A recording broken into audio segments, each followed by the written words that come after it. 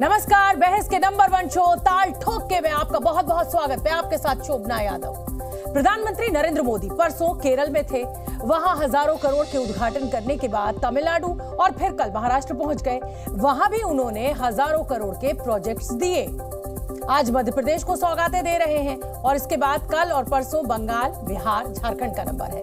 प्रधानमंत्री के हर दौरे और हर रैली में 2 नारे कॉमन है, मोदी की गारंटी और अब की बार 400 पार। कहीं कोई कंफ्यूजन नहीं है, विजन एकदम साफ है, एजेंडा बिल्कुल साफ है।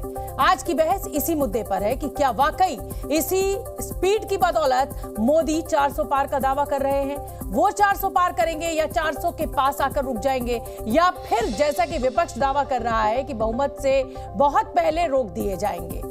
बहस पर आने से पहले जी न्यूज और मेटेराइज के ओपिनियन पोल का अंतिम आंकड़ा एक बार मैं आपको बताना चाहती हूं, जो साफ साफ कह रहा है कि 2024 के चुनाव में एनडीए को 377 सीटें मिलने जा रही हैं और इंडिया अलायंस सिर्फ 94 सीटों पर सिमटता हुआ नजर आ रहा है। 72 सीटें अन्य के खाते में जा रही हैं, जो ना तो एनडीए से ताल्लुक रखते हैं और ना इंडिया गठबंधन के साथ हैं।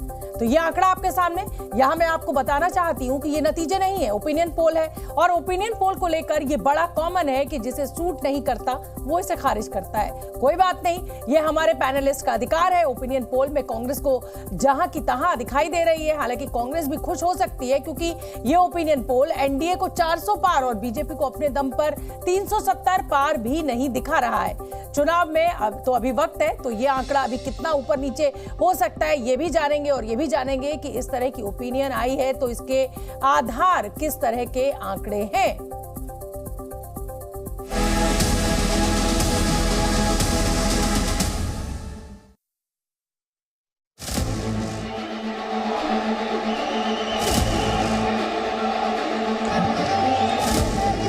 अब की बार ऐसी कोई बात नहीं है कि लहर है, ऐसी कोई बात नहीं है। कांग्रेस सिर्फ विश्वासघात ही कर सकती है। बीजेपी और आरएसएस के लोग नफरत फैला रहे हैं। देश को लूटने नहीं दूंगा। आज विपक्ष के नेता भी एनडीए सरकार 400 पार के नारे लगा रहे हैं। आपका इतना बहुमत है, अब तो पहले 330, 334 की, अपने तो 400 पार। दुनिया के विभिन्न देश भी बीजेपी की सरकार की वापसी को लेकर पूरी तरह आश्वस्त है। किसी दलित का आपने मंदिर में चेहरा देखा? किसी पिछड़े का आपने मंदिर में चेहरा देखा? मैं नहीं जानता था कांग्रेस को प्रभु श्री राम से इतनी नफरत है। एक डिक्टेटर एटीट्यूड यहाँ हमारे देश में चल रही है। कांग्रेस वाले भूल जाते हैं कि जितनी गाली देंगे 400 पार का संकल्प उतना ही मजबूत है। घमंडिया गठबंधन भ्रष्टाचार, परिवारवाद और तुष्टीकरण की राजनीति का पोषक तब बीजेपी को हराया जा सकता है अगर हम संगठित हो जाएं। भारतीय जनता पार्टी जीतने के लिए कोई भी हथकंडा अपनाएगी। जो ये अलायंस था, धरती पर उतरने से पहले ही यह बिफर गया है और बिखर गया। मोदी की गारंटी यानी गारंटी पूरा होने की गारंटी।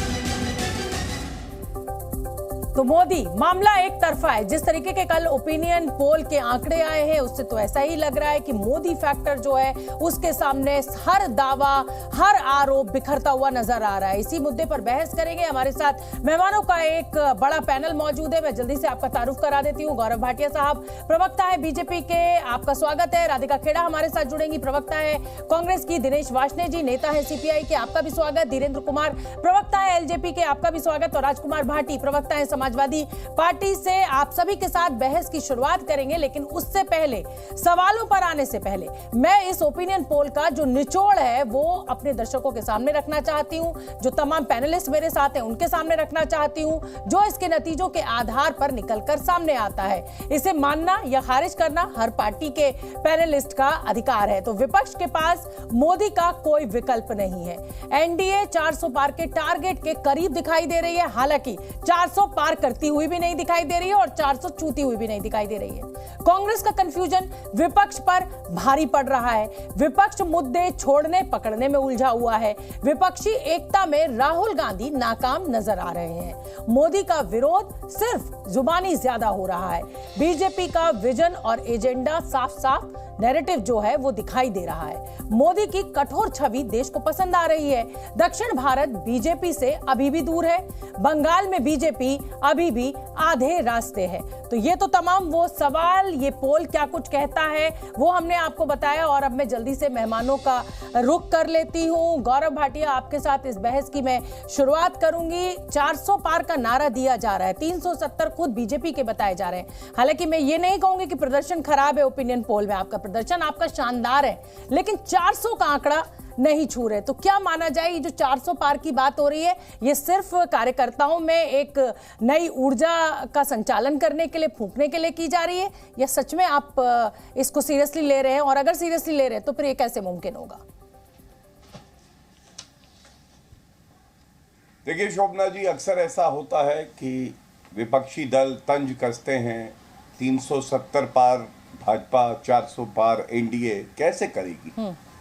लेकिन जो असंभव को संभव कर दे वो व्यक्ति हैं श्री नरेंद्र मोदी जी। इसमें किसी को कोई शक नहीं होना चाहिए। और आपके चैनल का सर्वे है, बड़ा ही प्रतिष्ठित आपका चैनल है।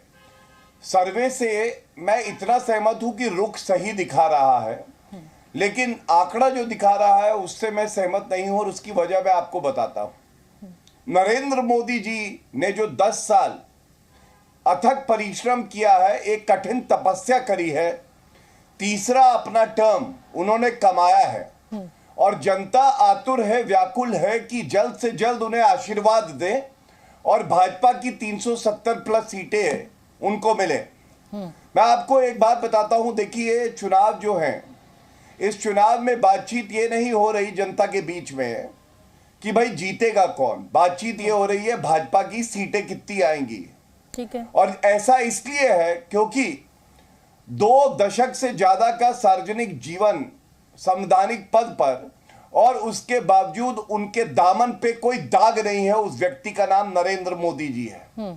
और जो कार्य हुए, अनुच्छेद 370 का संशोधन, भव्य राम मंदिर बनाना, 80 करोड़ भारतीयों को राशन 3 साल तक मुफ्त में देना, कोविड की महामारी में 220 करोड़ टीके लगा देना, 13-14 करोड़ घर ऐसे हैं जहां पे हमने नल में जल दिया है, ऐसे 10 करोड़ से ज्यादा घर हैं जहां उज्ज्वला योजना का गैस सिलेंडर पहुंचा है। इसीलिए विपक्ष जो है आज क्या कर रहा है, आप राहुल गांधी के 2-3 बयान जरा देखिए। क्या ये बौखलाए हुए व्यक्ति के बयान नहीं है? उन्होंने उत्तर प्रदेश में कहा कि यहां के युवा नशेड़ी हैं।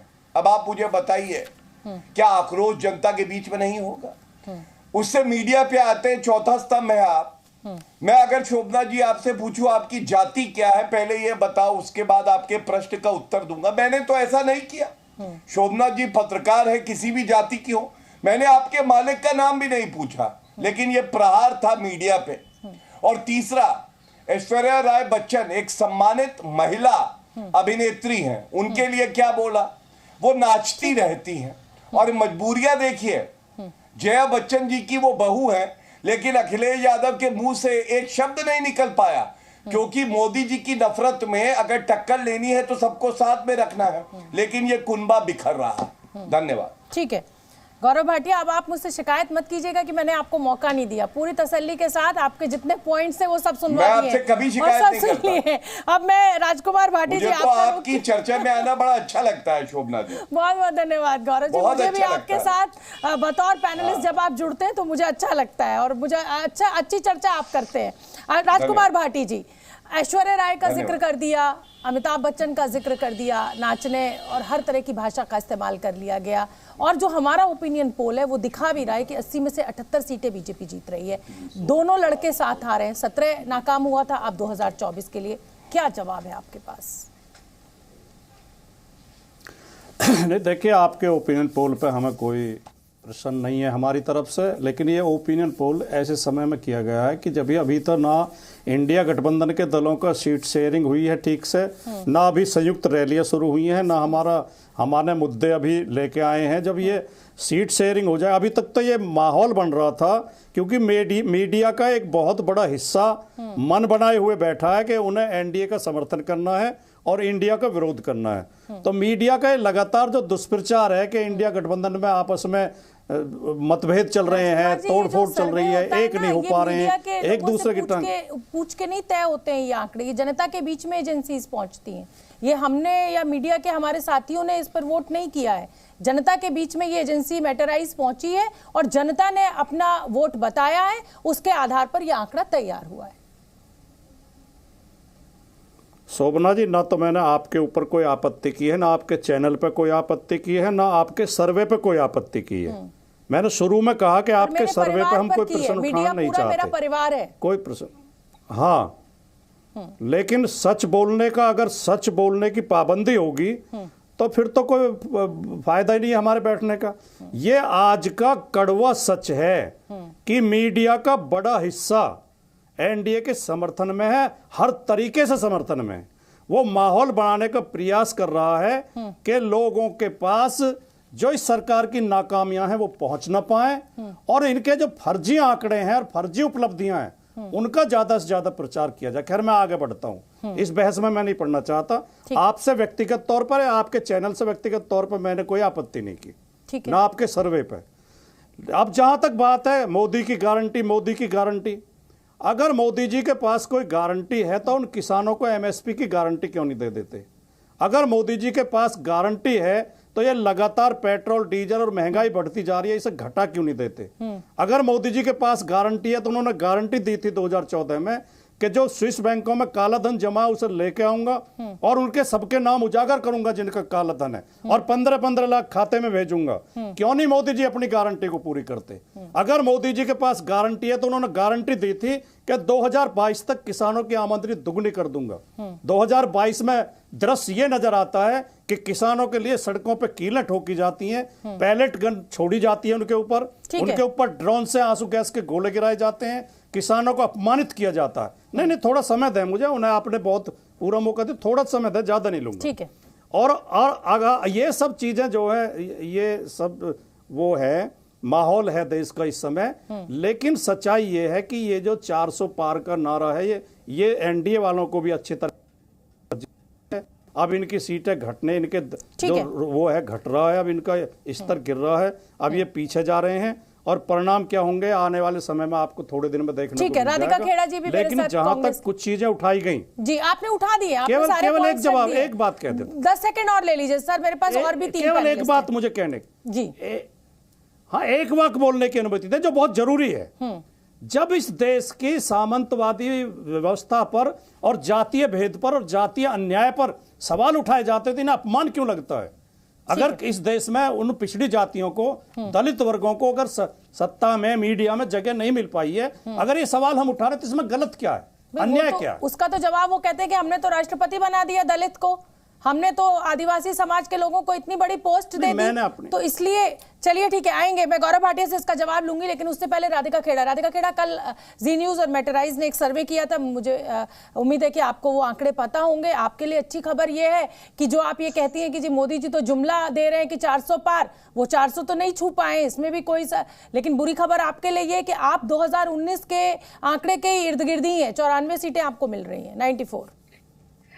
पहले तो नमस्कार शोभा जी, बहुत समय बाद आपके साथ आज डिबेट कर रही हूँ, बहुत अच्छा लग रहा है आपके साथ डिबेट करके। पहले ही अब आते हैं कि सर्वे सड़कों पर है, सर्वे सड़कों पे है। जब हमारे किसान आंदोलन कर रहे हैं, उनके ऊपर ड्रोन से हमले किए जा रहे हैं और पुलिस क्या करती है, सरकार क्या करती है, उनकी नाराजगी और उनसे बात करने की जगह अब उनके पासपोर्ट भी कैंसिल किए जा रहे हैं, आइडेंटिफाई किया जा रहा है। अभी कल ही की स्टेटमेंट है पुलिस की कि हम आइडेंटिफाई करेंगे कौन लोग हैं जो आंदोलन कर रहे हैं, उनके पासपोर्ट और वीजा आगे की भी जाने के कैंसिल करेंगे।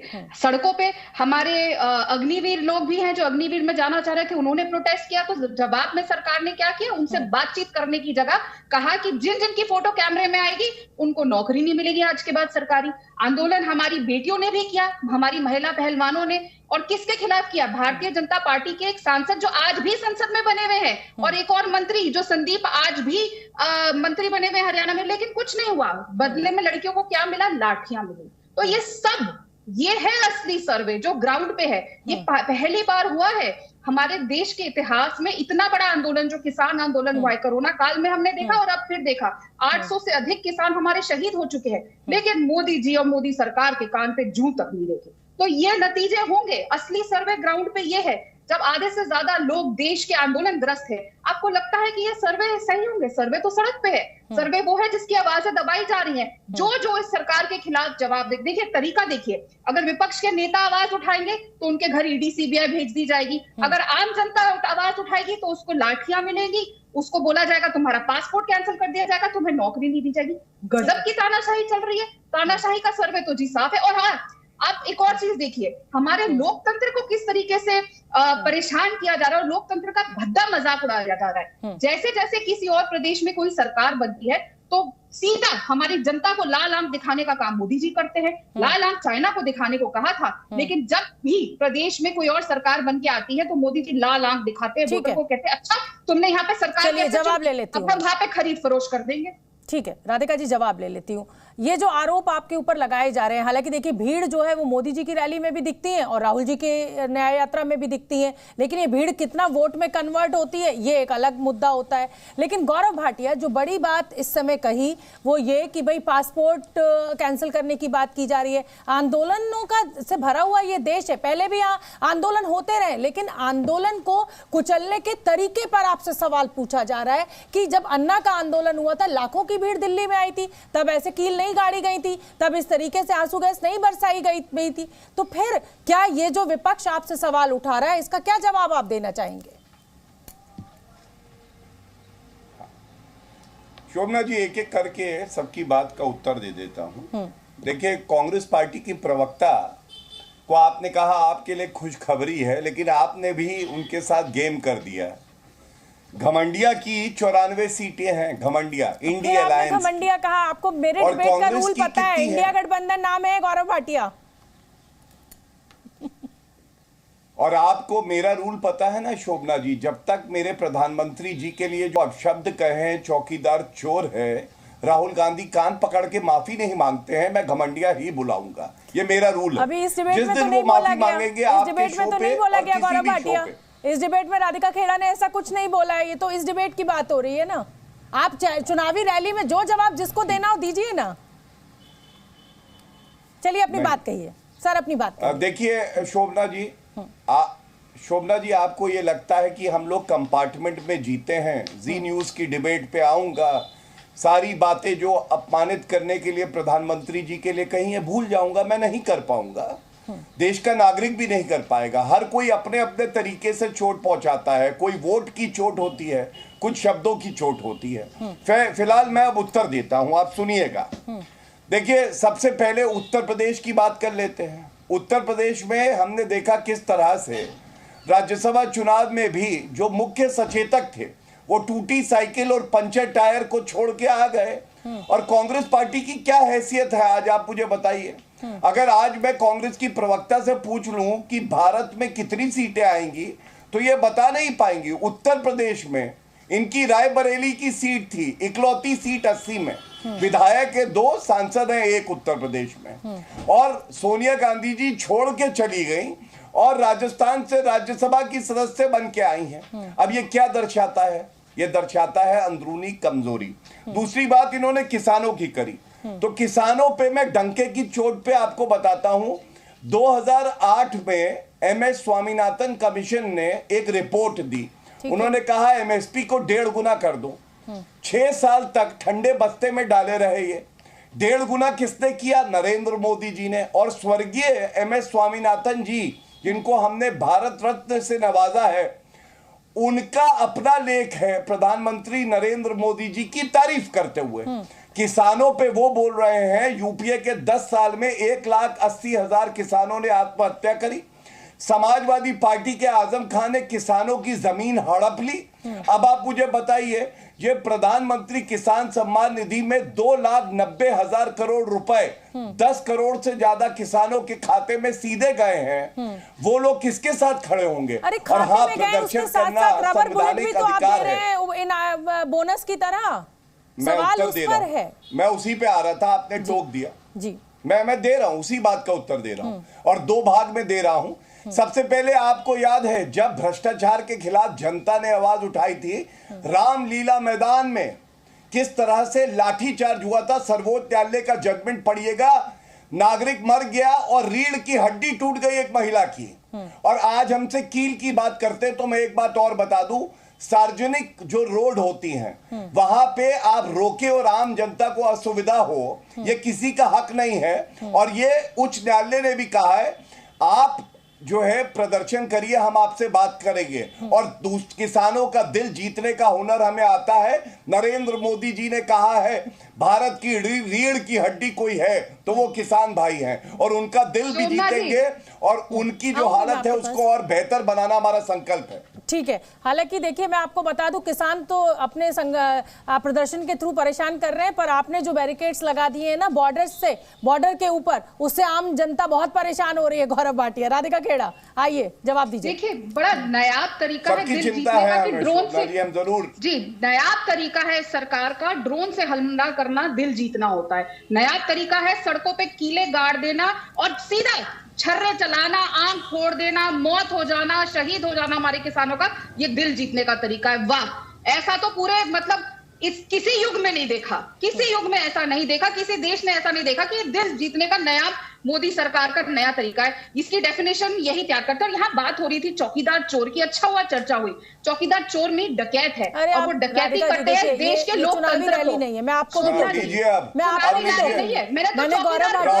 गधा है, आप राहुल गांधी गधा है, आपको मालूम है इटालियन गधा है, सबको इतना चुप क्यों रहा है? राहुल गांधी गधा है, मैं बोल रहा हूँ, और उसको लात मार के भारत से भगा देना चाहिए। प्लीज मेरी आपसे विनती है, भाषा की मर्यादा। नहीं, उन्होंने क्या बोला प्रधानमंत्री जी के लिए? लोकतंत्र देखिए गौरव जी, मुझे लगता है आप एक बहुत वरिष्ठ वकील हैं, और मैं आप दोनों को कह रही हूँ, मैं आप दोनों को कह रही हूँ, भाषा की मर्यादा रखें, डिबेट के मुद्दे पर बहुत हल्की प्रवक्ता है, डिबेट के मुद्दे पर राहुल गांधी उससे ज्यादा हल्के लीडर है। पर्सनल कमेंट्स नहीं, व्यक्तिगत ना हो। गौरव भाटिया प्लीज, मेरी आपसे विनती है, पर्सनल ना हो। तो मैं आपको यहीं पे बताऊंगा, आप दोनों पर्सनल ना हो।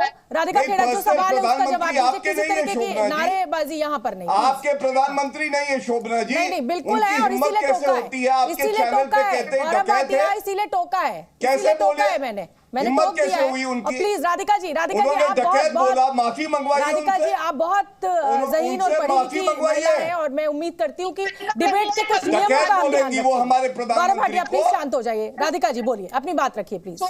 नहीं शांत सुनिए शोभना जी, मैं 10 सेकंड लूंगा। एक बहुत वरिष्ठ मेरे प्रधानमंत्री को डकैत बोलने की, ठीक है, मैंने टोक दिया है, मैंने टोक दिया है। उन्होंने प्रधानमंत्री शब्द नहीं बोला, लेकिन मैंने टोक दिया है। अब इसको डिबेट को आगे बढ़ने दीजिए। गौरव भाटिया, राधिका जी अपनी बात रखिए, लेकिन प्लीज इस तरह की कोई बात मत करिए। हाँ। आप एक वरिष्ठ वकील हैं, वकालत में आप मुझसे सीनियर हैं, और मैं उम्मीद करती हूँ कि सुप्रीम कोर्ट और हाई कोर्ट में जब आप बहस करते हैं तो इस तरीके का बीच में तू मैं नहीं करते, तो उसी तरीके से यहाँ पे चिंता ना करिए मैडम, आप अपनी पार्टी की चिंता करिए। टुकड़े टुकड़े हो रहे हैं वहां पे, टुकड़े टुकड़े गैंग की सदस्य है आपकी पार्टी, और उसके टुकड़े टुकड़े हो रहे हैं। आप मेरी चिंता ना करिए, लेकिन आपको एक चेतावनी दे देता हूं, गौरव जी अगर हमारे प्रधानमंत्री के लिए एक शब्द गलत कहा तो राहुल गधा है, बोलूंगा मैं फिर। अरे नहीं प्लीज, आप लोग ऐसी भाषा का इस्तेमाल मत कीजिए। राधिका जी आगे बढ़िए, और जो सवाल आपसे पूछा गया उसका जवाब तो उनको चेतावनी है मेरी। हाँ ठीक है गौरव भाटिया, अब थोड़ा शांत हो जाइए सर, आगे गुणवत्ता पे बहस करेंगी तो जवाब मिलेगा। Please please Gaurav Bhatia please, बोलिए राधिका खेड़ा, हाँ बोलिए। आरपीएस सिंह को कांग्रेस के चोरी के नेता को दे दी, उसकी खेस यहाँ पे मत निकालिए, खीस वहां निकालिए, खिसियानी बिल्ली मत बनिए डिबेट, और मुझे बोलने दीजिए। वापस आते हैं मुद्दे के ऊपर, और मैं बात पे वो तो आपकी जगह आती है मैडम गाली वाली कभी कभी। गौरव भाटिया थोड़ा सा शांत रहिए ना सर, थोड़ा सा शांत हो जाइए, सुन लेते हैं, फिर आप अपना जवाब दे दीजिएगा। वो व्यक्तिगत टिप्पणी करेंगी तो मैं जवाब देता रहूंगा। राधिका खेड़ा, मुद्दे पे आते हैं, मुद्दे पर आते हैं। डिबेट पे 10 सेकंड पहले आप नहीं बोला था जवाब मिलेगा, तो आपको भी धमकी नहीं दे रहे हैं आप लोग दर्शकों का समय जाया कर रहे हैं। आप दोनों आप दोनों बड़ी पार्टियों के प्रवक्ता हैं, नेशनल स्पोक्स पर्सन है, और आप लोग दर्शकों का वक्त जाया कर रहे हैं। अपनी पर्सनल डिबेट आप लोग एक दूसरे को फोन लगाइए ना और आराम से सेटल कीजिए स्कोर। राधिका खेड़ा अपनी बात रखिए, अपनी बात रखिए। नहीं तो आप एंकर किस लिए हैं फिर? आप एंकर किस लिए आपके शो में बैठे हैं? और वो मैं कोई पहलवानी के उसमें रिंग में कोई रिंग मास्टर थोड़ी हूँ। चलिए बोलिए बोलिए राधिका खेड़ा अपनी बात रखिए। अच्छा चलिए गाली गलौज होने दीजिए, अगर आप चाहती है अच्छा है तो फिर ठीक है, आप उन्हें गाली देने दीजिए। शिक्षा दी गई है गाली देने की, वो आपका तरीका होगा, आपको सिखाया होगा। अच्छा बोलिए। मैं अपनी बात पे कायम हो रही हूँ कि लोकतंत्र पे डकैती डाली जा रही है। जहां चुनी हुई सरकारें हैं उनको गिराने का काम अब भी जानती है। हिमाचल में इनके पास वोट नहीं थे, फिर भी इन्होंने राज्यसभा का कैंडिडेट खड़ा किया। क्यों? लोकतंत्र पे डकैती डालने के लिए, लोकतंत्र को लाल आंख दिखाने के लिए। और ये हर जगह हो रहा है, चाहे बिहार हो, उत्तर प्रदेश हो, चाहे हमने देखा किस तरीके से इन्होंने चोरी की सरकारें डकैती करके सरकारें मणिपुर में चलाई, मध्य प्रदेश में चलाई, गोवा में चलाई, और हर बार ऐसे हो रहा है। इनको कोई फर्क नहीं पड़ता कि देश की जनता किसे चुनती है, और देश की जनता अगर उनको वोट नहीं दे रही। और 10 साल से आप बताइए शोभना जी, एक बार भी मोदी जी ने कहा मैंने ये काम किया इस पे वोट दो? नेहरू जी को गाली देना, सोनिया जी को गाली देना, राजीव जी को गाली देना, इंदिरा जी को गाली देना, सबको गाली देते हैं। काम तो बहुत सारे गिना रहे हैं प्रधानमंत्री नरेंद्र मोदी, काम बहुत सारे गिना रहे हैं राधिका जी, और अपनी हर रैली में गिना रहे हैं। मोदी की गारंटी के नाम पर वो बहुत सारे कामों को गिनाया जा रहा है। हाँ, आग लग रही है मोदी की गारंटी। किसान अगर अपनी आवाज उठाएंगे, अपने हक हुकूक की लड़ाई लड़ेंगे, तो उनके ऊपर ड्रोन से हमला किया जाएगा। मोदी की गारंटी, अगर युवा अपने भविष्य के लिए आंदोलन करेंगे, अग्निवीरों को कहा जाएगा आंदोलन करो, हम तुम्हें घर बैठा देंगे। मोदी की गारंटी कहा था बड़े बड़े बातों में कि हम लोग बेटियों का साथ दे देंगे, बेटी बचाओ बेटी पढ़ाओ, बेटियों पे लाठी चलाना, वो मोदी की गारंटी है। मोदी की सिर्फ एक गारंटी है। गौरव जी अब आऊंगी, मेरे पास और भी 2 पैनलिस्ट हैं, मुझे उनका रुख करना है, उसके बाद जवाब आपसे लेंगे क्योंकि वो भी आपके ऊपर आरोप लगाएंगे, उसको भी सुन लेते हैं। और उसके बाद दिनेश वाजपेयी जी, लीडर सीपीआई है। दिनेश वाजपेयी जी, जो आंकड़ा आया है वो तो इंडिया गठबंधन के बहुत हक में जाता हुआ नहीं दिखाई दे रहा है, स्थिति काफी खराब है। हालांकि साउथ इंडिया की अगर बात करें तो वहां इंडिया गठबंधन कंपैरेटिवली अच्छा कर रहा है, लेकिन हिंदी हार्टलैंड में उस तरह का स्कोर नहीं है। और लोकसभा में अगर प्रधानमंत्री की कुर्सी चाहिए तो आंकड़ा तो चाहिए, तो फिर अब क्या कहेंगे आप और क्या करेंगे? देखिए, जो आपका सर्वे आया है ये एक सैंपल सर्वे होता है, ये पूरी जनता का सर्वे नहीं होता। फिलहाल इस डिबेट में मैं नहीं जाना चाहता। सर्वे जो होगा वो देखेंगे, पर हम इतना जानते हैं कि इंडिया गठबंधन इस बार मोदी जी को सरकार नहीं बनाने देगा। 400 तो छोड़िए, 150 भी पार नहीं कर पाएंगे। ये लिख के रख लीजिए आप अगले 7-8 दिन में वो बिल्कुल क्लियर हो जाएगा। क्यों? इसीलिए ये छटपटा रहे हैं। हिमाचल प्रदेश में 40 सीटों वाली पार्टी को 25 वाला कैंडिडेट खड़ा कर रहा है और उनको मोहाली में ठहरा रहा है। इसका मतलब क्या है? वही इन्होंने यूपी में किया है, वही इन्होंने मध्य प्रदेश में किया था, वही इन्होंने गोवा में किया था। राधिका खेड़ा को कर रही है, मैं रिपीट नहीं करना चाहता हूँ, राधिका खेड़ा ने कहा है। इनका एडिशन देखिए आप, ये कह रहे हैं कि इंडिया गठबंधन टूट रहा है, इनका एडिशन देखिए।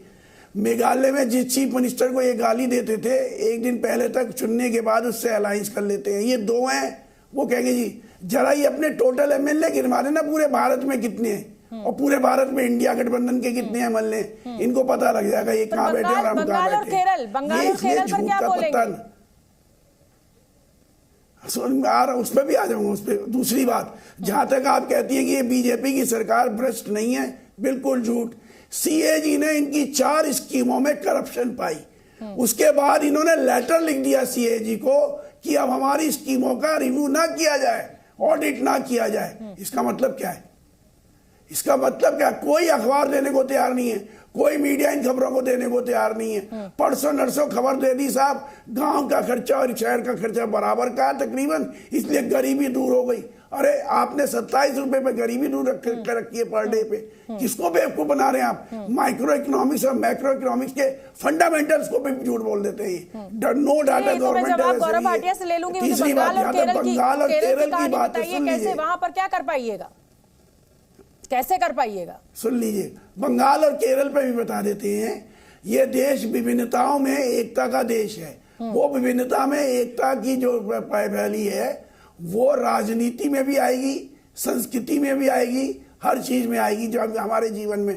तो बंगाल केरल में हमेशा यूपीए यूडीएफ और एलडीएफ का एक ट्रेडिशनल फाइट रहा है, वो रहेगा। पर we are both of us are part of the India alliance. एक साथ लड़के क्या बीजेपी को वहां आगे बढ़ा देंगे हम? उसी तरह से बंगाल में हमारा ममता बनर्जी से क्लैश है। आप शशि थरूर को सीट दिए दे रहे हैं, राहुल गांधी, ये थोड़ी है कि राहुल गांधी की जगह आप शशि थरूर को सीट दिए दे रहे हैं, तो मतलब कैसे, ये कौन सी तरीके की डाइवर्सिटी की बात कर रहे हैं, किस तरीके की? शशि थरूर के खिलाफ तो हम लड़ रहे हैं ना, शशि थरूर के खिलाफ तो हम लड़ रहे हैं। आपने कैंडिडेट उतार दिए राहुल गांधी के खिलाफ और शशि थरूर के खिलाफ, तो कैसे लड़ पाएगा? आप आपस में ही लड़ रहे हैं। सीपीआई का कैंडिडेट है banyan Ravindran, banyan Ravindran candidate है वो, और वो पहले वहां से एमपी रह चुका है त्रिवेंद्रपुरम से। अरे तो आप समझ ही नहीं रहे मेरी बात। आप इंडिया गठबंधन में जो सबसे बड़ी पार्टी है कांग्रेस, जब उसी के कैंडिडेट्स के खिलाफ अपने कैंडिडेट्स उतार दे रहे हैं, तो किस तरीके से चुनाव लड़ पाइएगा, कैसे आप करिएगा? ये सवाल है मेरा आपसे। नहीं, इसमें क्या कंट्राडिक्शन है, मुझे बताइए, इसमें क्या कंट्राडिक्शन? इसमें कोई कंट्राडिक्शन नहीं है। बीजेपी वाले भी तो लड़ रहे हैं ना भाई, और दो इंडिया गठबंधन की पार्टियां आपस में एक दूसरे के सामने कैंडिडेट उतार रही हैं, चाहे वो बंगाल हो और चाहे वो केरल हो। इसमें कोई कंट्राडिक्शन नहीं दिख रहा है आपको? पंजाब में अकाली दल और बीजेपी एक के साथ थे, अब अलग अलग लड़ेंगे, उसमें कंट्राडिक्शन नहीं दिख रहा आपको? चलिए ठीक है, मैं एक बार पहले धीरेन्द्र कुमार का भी एक बार रुख कर लेती हूँ। मेघालय में ये क्या थे, अब क्या है, वो नहीं दिख रहा आपको? ठीक है, धीरेन्द्र कुमार का चुनाव ये अलग अलग लड़ते हैं, पोस्ट इलेक्शन एलाइज करते हैं। धीरेन्द्र कुमार, जो भी जिस तरीके के भी आंकड़े आ रहे हैं, उसमें किसी भी स्थानीय दल का कोई योगदान नहीं दिख रहा है इस जीत में। अगर कोई योगदान सबसे बड़ा दिखाई दे रहा है तो वो ब्रांड मोदी का दिख रहा है, और ऐसा लग रहा है कि वो ब्रांड मोदी की नाव जो है वही सबकी नैया पार करा रही है। शोभना जी, इसमें दिक्कत कहाँ है? आप पूरे तौर पर उसको सुना नहीं। प्रधानमंत्री जी ने कहा कि बीजेपी का 370 टारगेट होना चाहिए खुद का, और 400 पार कहा है, 400 नहीं कहा है, उसमें 499 भी हो सकता है। और हमारे गठबंधन और उनके गठबंधन में फर्क भी तो यही है शोभना जी, हम उन सीटों पर भी काम करते हैं जहां पे हमको सहयोग करना है। अगर मैं बिहार में हूं और 40 सीटें बिहार की है, तो हमारे नेता, हमारे कार्यकर्ता उन 40 सीटों पर काम करते हैं, और उसमें से जो तो यही है ना कि आप दूसरे की सीटों के लिए काम करते हैं और खुद की पार्टी आपकी दो फाड़ पड़ी हुई है, ये आप जानते हैं। नहीं, दो फाड़ पड़ी हुई है, लेकिन रूबरी के राष्ट्रीय मुद्दों पे कहीं हम इनके द्वारा मीडिया में आके हल्ला तो नहीं मचा रहे ना। यही तो मैं कहना चाह रहा हूँ। आप सुनिए कि हमारे गठबंधन में अनुशासन है, उधर अनुशासन नहीं है, जिसका नतीजा आपको देखने को मिल रहा है कि एक एक करके, और ये मुद्दे बना रहे थे भी, पीडीए चिल्ला रहे थे समाजवादी के मेरे भाई, जिनकी मैं बड़ी इज्जत करता हूँ। आज पूरा का पूरा पीडीए बंगाल के अंदर में तो धाराशाही हो गया शोभना जी, उस पर तो ये लोग कुछ नहीं बोल रहे। ये जातीय गणना, दो मुद्दे इनके थे, पीडीए दलितों की गणना कीजिए, गणना करने के बाद क्या हुआ?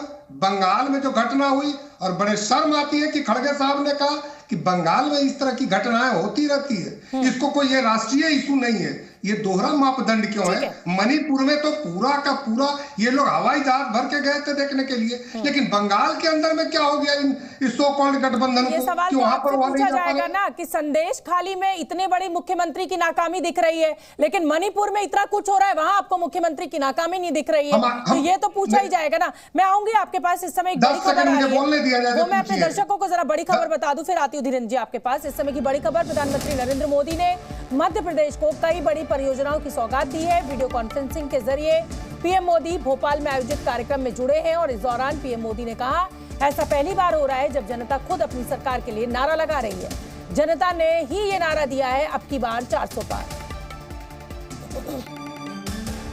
आज चारों तरफ एक ही बात सुनाई देती है, अब की बार 400 पार, अब की बार 400 पार।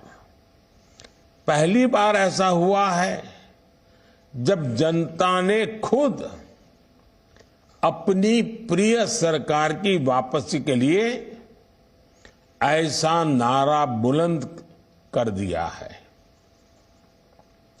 ये नारा बीजेपी ने नहीं, बल्कि देश की जनता जनार्दन का दिया हुआ है। तो चलिए अब जल्दी से मैं राधिका खेड़ा आपका रुख कर लेती हूँ। आपने देखा मेरे साथ जो पैनलिस्ट जुड़े हुए हैं, दिनेश वार्ष्णेय जी, कैंडिडेट खड़े करने की बात हो रही है, कैसे लड़ पाएंगे? आप तो आपस में ही लड़ रहे हैं सब। चाहे बंगाल में टीएमसी के साथ आपने एक मंच पर आप दिखे, लेकिन वहां कोई गठबंधन पे बात नहीं पर यहाँ पे कुछ जगह पे बनी है, लेकिन कैसे होगा? केरल और बंगाल का मैं जिक्र करूंगी। फिर आ रही हूँ गौरव जी, छोटा सा जवाब लेके फिर आपके पास आ रही हूँ। इससे पहले भी आप उन्हीं के पास गई थी, आप भूल गई शायद। अरे अब इतना कांटा लेके मत बैठिए सर। करते हैं जैसे एक छोटा बच्चा होता है ना कि मेरी टॉफी इसको दे दी, मेरी टॉफी इसको, बड़े हो जाइए गौरव जी। आपको भी बहुत समय मिला है, मुझसे कई ज्यादा मिला है। छोटे बच्चे की तरह टॉफी पे मत रहिए, बड़े हो जाइए, कहिए उससे जो 52 साल की उम्र में भी बच्चा है। अरे बाप रे बाप। अरे फिलहाल तो आप बच्चे की तरह टॉफी। अब मैं जवाब दे देती हूँ। देखिए ये पर्सनल होते हैं, ये सोनिया जी पे बोलेंगे, राहुल जी पे बोलेंगे, मेरे पे करिए ना पर्सनल अटैक जब मैं आपसे बात करूँ। क्यों राहुल जी पे जा रहे हैं? यहाँ पे मैं सामने बैठी हूँ, आपने सवाल मेरे से किया था शोभना जी, जवाब नहीं मणिपुर पर लिया। दूसरी बात पे नहीं, मेरे से था जवाब। अब बात करते हैं कि क्या हो रहा है। देखिए ये जो गठबंधन है, बहुत सारी पार्टी इकट्ठे मिलके हैं, और वो सारी पार्टी, वो सारे लोग, वो सारी विचारधारा जो इस देश के साथ खड़ी है, और उन आवाजों के खिलाफ और उन लोगों के खिलाफ कर रही है जो इस देश को तोड़ने का काम कर रहे हैं, देश में नफरत फैलाने का काम कर रहे हैं, जिनकी वजह से देश का हर वर्ग परेशान है, चाहे किसान हो, हमारे युवा हो, महिलाएं हो, हमारे खिलाड़ी हो, और देश को पीछे ले जाने का काम कर रहे हैं, उनके खिलाफ जो खड़े हैं। तो जो सब लोग देश की अखंडता के लिए और इन सब मुद्दों के लिए साथ खड़े हैं, वो सब एक है और वो एक रहेंगे। हाँ देखो बहुत सारी पार्टी हैं, सबके अलग अलग चीजें हैं, कोई कहीं पे मजबूत है, कोई कहीं पे, आगे बढ़ पाएंगे। सब कुछ आयरन आउट हो जाएगा, सब कुछ आयरन आउट हो जाएगा। लेकिन ये बात तो तय है, हमने देख लिया इन राज्यसभा चुनावों में कि किस तरह से इंडिया गठबंधन ने मोदी सरकार की नींदें और होश उड़ा रखे। वो तो हमने पहली हमारी जब मीटिंग हुई थी उसी में देख लिया था। जब हमारे गठबंधन की पहली मीटिंग होती है तो जिनको रोज सुबह चोर कहते थे, जिनको चक्की पीसेंग करके चक्की पिसवानी थी, उन लोगों के साथ मोदी जी ने मैं अकेला कहते कहते साथ खड़े होकर फोटो खिंचवाई, और बीच में जिनको चक्की पिसवानी थी वो गौरव भाटिया, आपसे यही सवाल है। पता नहीं गौरव भाटिया, कांग्रेस मुक्त भारत करते करते कांग्रेस युक्त बीजेपी बना लिया आपने। तो देखिए शोभना जी, सारे दर्शक देख रहे हैं, फर्क साफ है। भाजपा का प्रवक्ता डंके की चोट पे आत्मविश्वास रखता है और कहता है 370 प्लस आएंगी। मैंने कांग्रेस के प्रवक्ता को भी सुना, सपा के और लेफ्ट के भी, तीनों ने ये नहीं बताया सीटें कितनी आएंगी। बस मोदी जी को कोसना है, भाजपा खराब है। आपको लगता है जनता राजनीति के लिए वोट करेगी? हमने कोई ईवीएम सेट कर लिए जो हम बता देंगे। जो ईवीएम सेट करते हैं उनको तो नंबर पता नहीं होगा, है ना? देखा एक वजनी प्रवक्ता कैसे घमंडिया के 3 प्रवक्ताओं पे भारी पड़ रहा है, और धीरेन्द्र भाई भी मेरे साथ है, वो भी फुल फायरिंग कर रहे हैं, आप देख लीजिए। अब मैं बिंदुवार तरीके से बात रखता हूं। हाँ, बोलिए गौरव भाटिया, पूरी कीजिए। मैं क्या बोलूं शोभना जी? नहीं बोलिए। धन्यवाद। देखिए एक तथ्य और याद दिलाता हूं, किसानों की बात हो रही थी तो मुझे याद आया उत्तर प्रदेश के चुनाव से पहले भी ये कहा जा रहा था किसान आंदोलित हैं, लेकिन उत्तर प्रदेश, गोवा और उत्तराखंड में हमारी सरकारें बनी और जीत हमारी हुई, और जो तथाकथित कुछ नेता बन रहे थे किसानों के, उनकी जमानत जब्त हो गई। दूसरी बात शोभना जी, आप पे बहुत बड़ा आरोप लगाया, मीडिया को बेईमान कहा, आप भी मीडिया ही हैं, आपने सुन लिया, मुझे नहीं पता, लेकिन मीडिया इतना बेईमान है क्या कि आपके मुंह पे आरोप लगा रही हैं। तीसरी बात शोभना जी, आपसे एक मेरी दरख्वास्त है, आप कह रही थी इंडिया अलायंस नहीं हो सकता, अलायंस गठबंधन, तो या तो इंडी गठबंधन कहा करिए, वरना अलायंस मत कहा करिए। हम जैसे घमंडिया कहते हैं, घमंडिया कहिए। ये भी आप तय करेंगे। अब सुनिए लोकतंत्र की बात हो रही है। देखिए मीडिया को खुलेआम कहा जा रहा है कि देख लो, आपको यही बोलना पड़ेगा। खिसियानी बिल्ली तय करेगी कि मीडिया क्या बोलेगी, क्योंकि जब मैं कांग्रेस से सवाल कहती हूँ, पूछती हूँ, तो वो मोदी मीडिया कह देता है। जैसे ही मैं बीजेपी से सवाल पूछती हूँ तो वो मुझे कांग्रेस का बिका हुआ पत्रकार बता देता है। तो इसलिए अब आदत हो गई है हमें सुनने की। तो आज तक अगर भाजपा में किसी प्रवक्ता ने कहा हो, मैं चैलेंज दे रहा हूं कि कौन बिका हुआ है कौन नहीं बिका हुआ है, तो इसलिए क्यों फालतू उसमें एनर्जी वेस्ट करनी है? हाँ शोभना जी मेरी बात सुनिए, ये तराजू लेके झूठ मत बोलिए।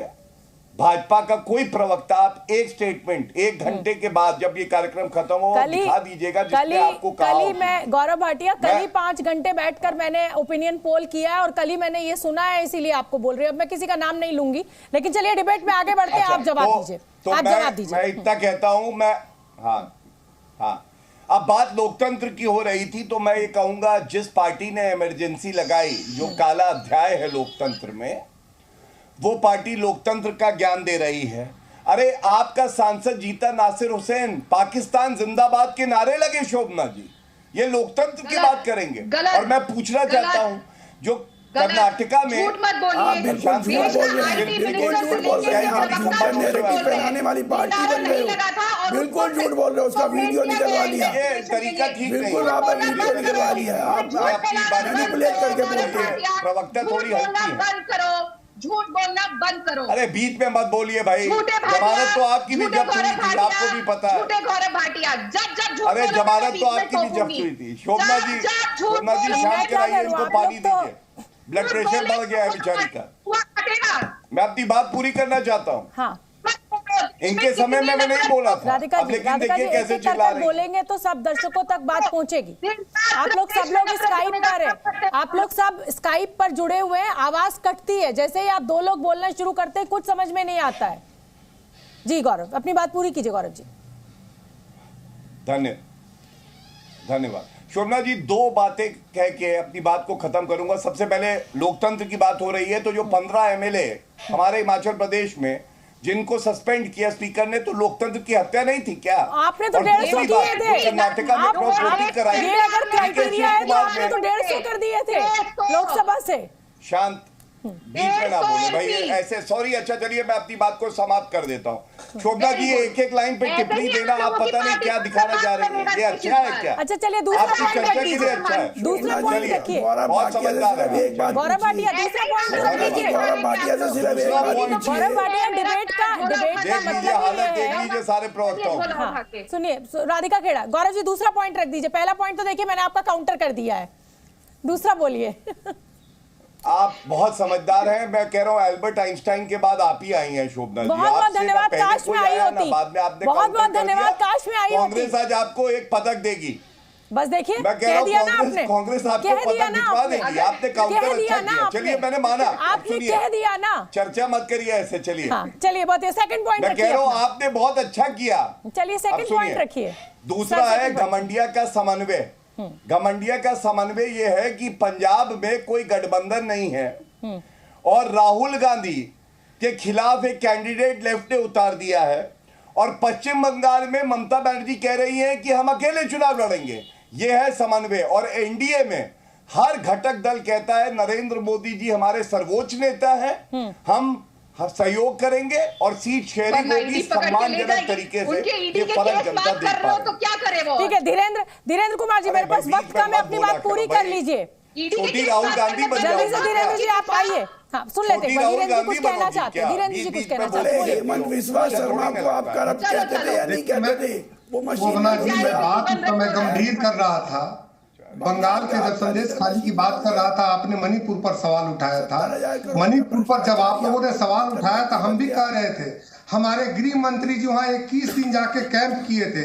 आज मैं वही सवाल कांग्रेस और उनके गठबंधन के मित्रों से पूछना चाहता हूं कि उनके क्यों नहीं नेता संदेश खाली जा रहे हैं। यहां तक कि कांग्रेस के लोग जो जा रहे हैं वहां पर भी दीदी विरोध कर रही है। तो सेलेक्टिव आप लोग होते हैं ना। देश के संवेदनशील आप सभी मेहमानों का बहुत बहुत धन्यवाद चर्चा के लिए, आपने वक्त निकाला और आप मुझे दीजिए इजाजत।